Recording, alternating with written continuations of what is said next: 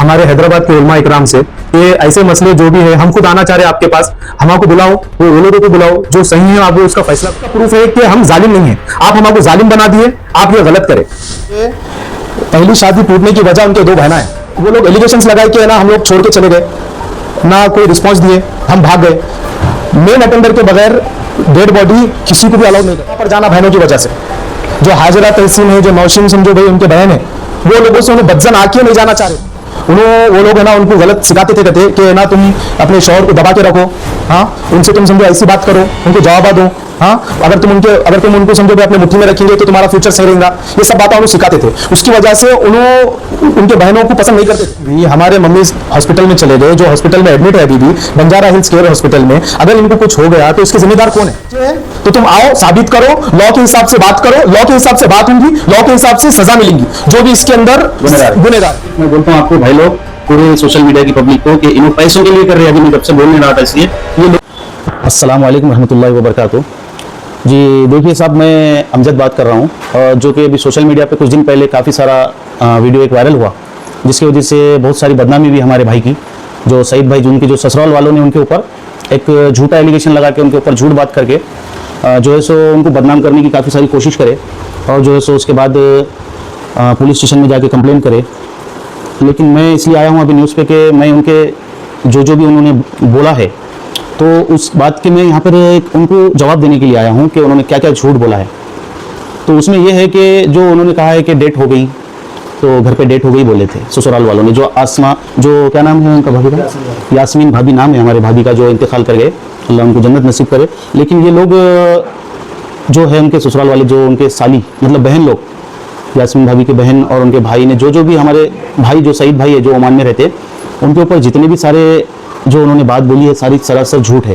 तो अभी मैं सोशल मीडिया पे ये बताना चाहूँगा कि आप इसके बारे में मैं जवाब देना चाहूँगा। जैसा कि उनका पहला सवाल था जी कि आपके भाभी को जी ओमान बुलाकर जी प्रेगनेंसी मालूम करके उनके ऊपर टॉर्चर किए गए थे, जी। तो उनके जवाब में आप क्या कहना चाहिए?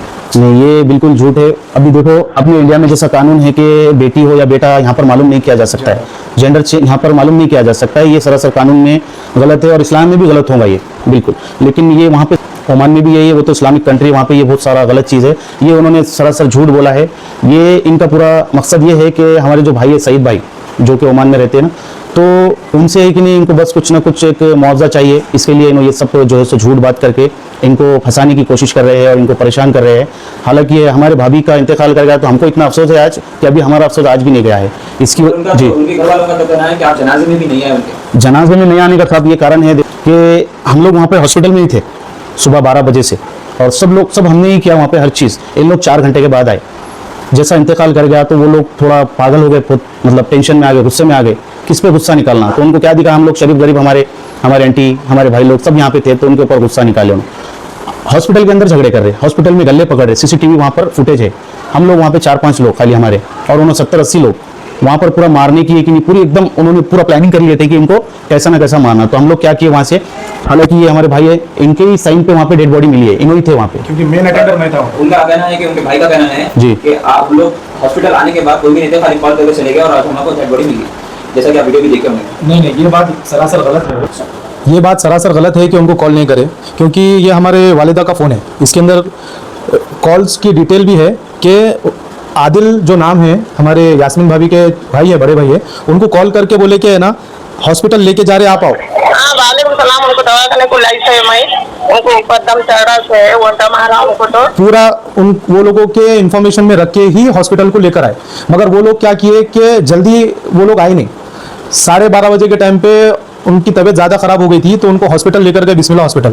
वहाँ पर डॉक्टर देखकर बोले कि भाई ये हमारे लेवल के ऊपर का है, ऑक्सीजन लेवल कम हो गया उनका, उनको बड़े हॉस्पिटल में लेकर जाओ बोल के बोले। तो पहले मैत्री का सोचे थे, उनको कॉल करके बोले मैत्री लेकर जा रहे। फिर बाद में है ना डिसाइड करे कि भाई वहाँ पर मैत्री हॉस्पिटल में बेड खाली नहीं थे, तो असरा हॉस्पिटल लेकर जाने के लिए डिसाइड करके असरा हॉस्पिटल लेकर चले गए।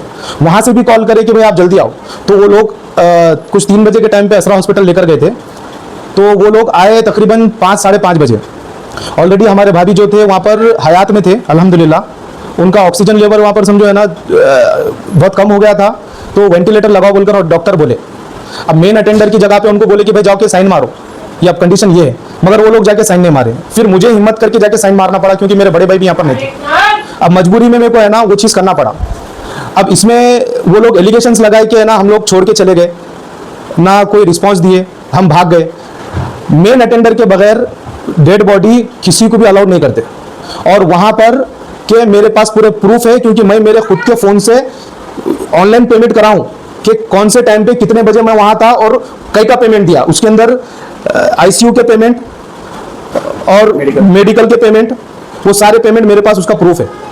और वो लोग है ना दूसरा और एक एलिगेशन लगा रहे कि हमारे भाई जो है उनको उन्होंने फ़ोन लगाए, उन्होंने रिसीव नहीं करे। उल्टा मेरे भाई उनको कॉल्स कर रहे थे कि आप लोग का जल्दी जाओ, मगर फिर भी वो लोग फ़ोन कट कर दिए। हॉस्पिटल में बहुत ज़्यादा तमाशे करे। मुगलपुरा पीएस में ऑलरेडी वहाँ के 3 जवान और एक लेडी कांस्टेबल आके वहाँ पर बैठे हुए थे कि झगड़ा नहीं होना बोलकर। वो लोगों को नीचे भी बिठा दिए। असरा हॉस्पिटल के सीसीटीवी कैमरे में भी वो हर चीज़ रिकॉर्ड है। ये कोई मुंह जबानी बात नहीं है, ऑफिशियल देख सकते हैं अगर किसी को देखना है तो। वो लोग समझो सिंपैथी के लिए है ना रो के धो के, किसी की बहन का इंतकाल हो रहा तो कोई भी आके मीडिया में आके बोल नहीं सकते। आज हमारे समझो बहन, अब भाभी से ज्यादा मेरी बहन थे, आज मैं 3 दिन के बाद आके मीडिया में बात कर रहा हूँ, क्योंकि मेरे पास बात करने के लिए जवाब नहीं था, मेरे को बात ही करने नहीं आ रहा था। मैं मेरे सदमे में था कि मेरी बहन को क्या हो गया।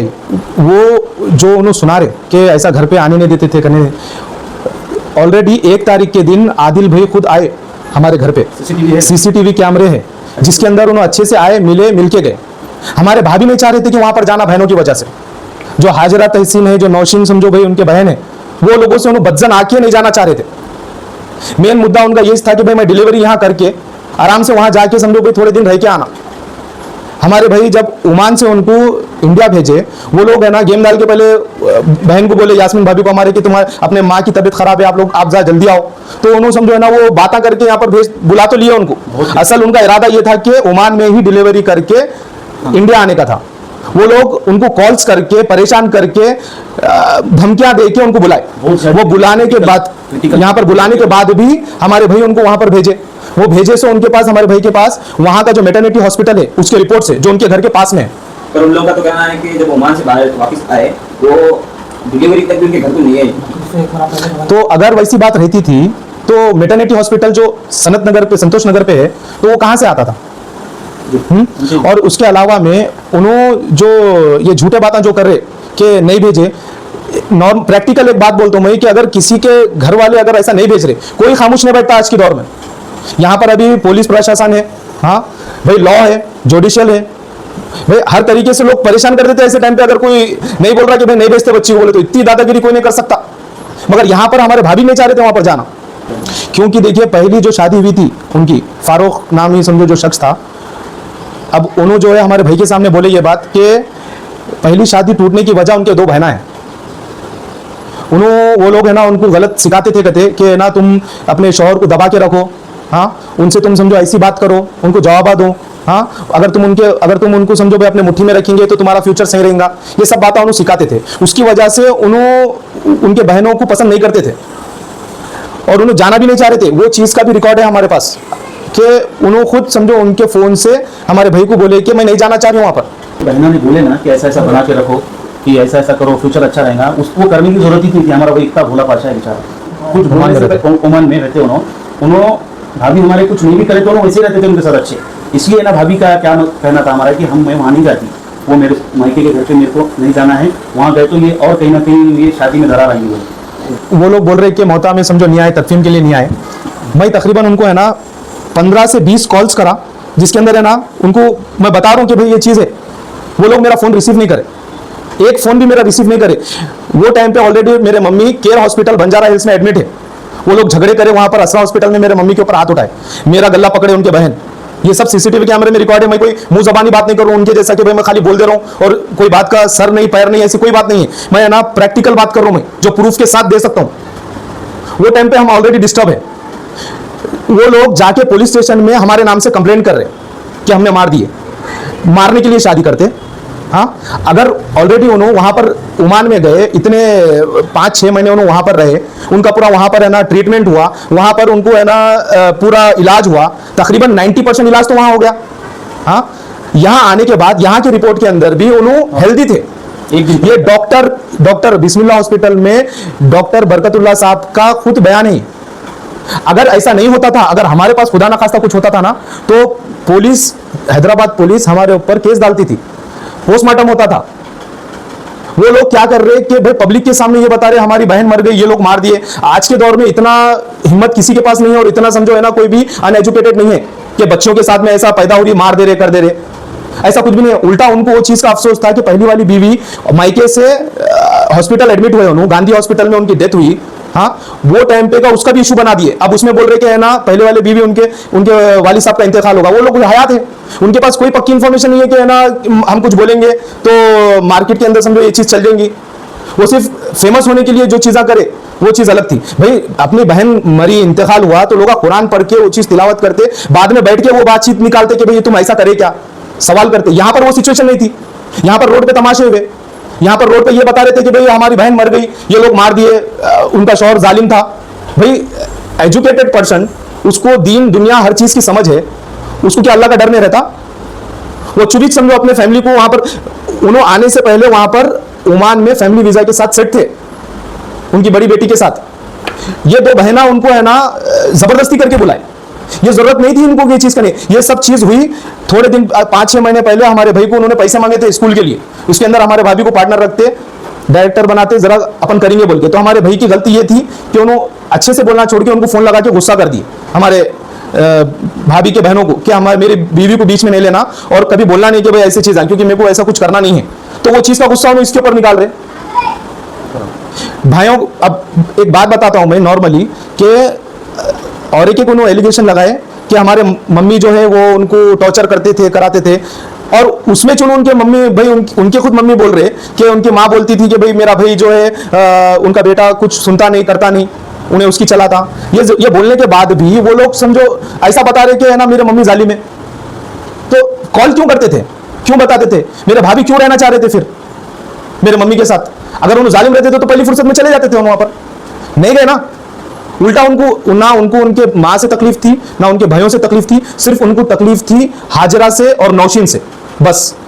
वो दोनों की वजह से उन्हें वहां जाना नहीं चाह रहे थे। और मैं ये एक बात बोलना चाह रहा हूं कि वो लोग हमारे बारे में गवर्नमेंट से और सरकार से भाई ये सवाल कर रहे हैं कि हमको इंसाफ दो।